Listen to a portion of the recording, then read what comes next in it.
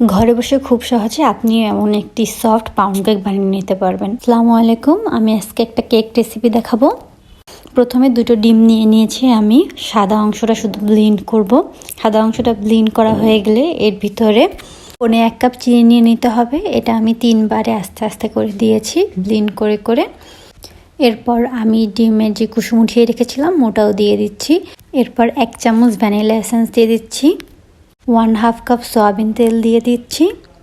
এরপর 1/4 cup liquid দুধ দিয়ে দিচ্ছি। এরপর এটা ব্লেন্ড করে নিয়ে 1 কাপ ময়দা আস্তে আস্তে দিয়ে আমরা পুরোটা মিক্স করে নেব। মিক্স করা হয়ে গেলে আমাদের লিকুইডটা হয়ে যাবে। এরপর ওভেন 30 সেকেন্ড প্রিহিট করে নিয়েছি। এরপর 15 মিনিট টাইম সেট করে নিয়েছি।